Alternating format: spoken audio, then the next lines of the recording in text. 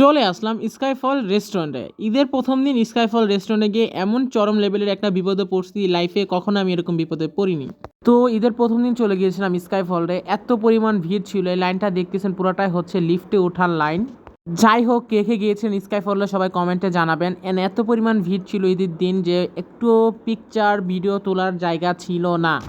But ওনাদের একটা নিয়ম ঠিক ছিল যে ভিতরে ঢোকাচ্ছিল, দুজন করে করে বের হচ্ছিল, দুজন করে করে ঢোকাচ্ছিল। যে নিয়মটা আমার কাছে খুবই ভালো লাগছে। অন্যান্য রেস্টুরেন্টগুলি জানি না এরকম নিয়ম করছে কি নিয়ে, বাট স্কাইফল এরকম নিয়ম করেছিল। তো আমরা 2 ঘন্টা ওয়েট করার পর একটা টেবিল পাই। যাই হোক, টেবিলটা পেয়ে খুবই আনন্দে ছিলাম আমি। অ্যান্ড আমি হচ্ছে মেনু দেখতেছিলাম কি অর্ডার করা যায়, যেহেতু এত দূর থেকে আসছি, কিছু না খেলে কি হবে।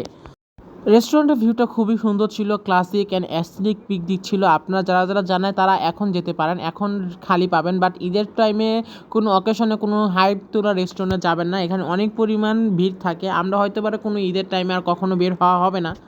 দেখা গেল কি ঈদের টাইমে বের হলাম, এত পরিমাণ মানুষ যে আমরা গাড়ি ভাড়া দিয়ে এত দূর থেকে যাওয়ার পরও যদি আমরা সিট না পাই বা টেবিল না পাই, 2 ঘন্টা ওয়েট করতে হয়, তো মনটা উঠে যায় রেস্টুরেন্ট থেকে। চলুন এখন তাদের খাবারে আসা যাক। তাদের খাবারটা আমার কাছে মোটামুটি অ্যাভারেজ মনে হয়েছে। খাবারের প্রাইস একটু বেশি, বাট টেস্ট আহামরিক ছিল না, আমার কাছে আহামরিক টেস্ট লাগে নাই।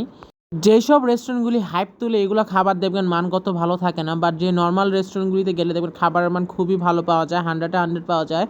যাই হোক, কষ্ট করে খাবারটা খেলাম। আমার শরীরটাও একটু খারাপ ছিল ঈদের দিন, তারপরও যেহেতু ফ্যামিলির সাথে বের হয়েছিলাম, তো ফ্যামিলিকে নিয়ে ঘুরতে গেলে শরীর অসুস্থ হলেও মনটা ভালো হয়ে যায়। দেন খাবার দাবার শেষ করে ভাবলাম একটু ভিডিও ক্লিক নেই, অ্যান্ড একটা পানি খাচ্ছিলাম, একটু ভিডিও করতেছিলাম। অ্যান্ড আমার কাছে রেস্টুরেন্টটা মোটামুটি ভালোই লাগছে। যারা এখন যেতে চান তারা এখন যেতে পারেন, কারণ ঈদের সময় অনেক পরিমাণ ভিড় ছিল, অনেকে ফেরত এসেছে। তো আমার খাওয়া দাওয়া শেষ করে আমরা কিছু ভিডিও ক্লিক নিচ্ছিলাম। ভিডিওর মাঝখানে সবাইকে একটা কথা বলে দিই, আমার চ্যানেলটা যারা যারা লাইক অ্যান্ড সাবস্ক্রাইব করেনি, এখনই লাইক অ্যান্ড সাবস্ক্রাইব করে আমার পাশে থাকবেন। আমি ভেরি সুন ডিভাইস চেঞ্জ করে নিব অ্যান্ড সুন্দর সুন্দর ভিডিও দিব। জানি না ব্লগ কেমন করতে পারি, বাট রিসেন্টলি শুরু করেছি, ভুল হলে সবাই ক্ষমার দৃষ্টি দেখবেন এবং সবাই সুন্দর সুন্দর করে কমেন্ট করবেন। তো এই ছিল আমাদের ঈদের দিন। ঈদের দিনে যে অবস্থা হয়েছিল এটা যেন আমার শত্রুও না হয়। যাই হোক, আলহামদুলিল্লাহ ঈদটা খুব ভালো গিয়েছে। সবাই আমাদের জন্য দোয়া করবেন, অ্যান্ড আমার ফ্যামিলির জন্য সবাই দোয়া করবেন।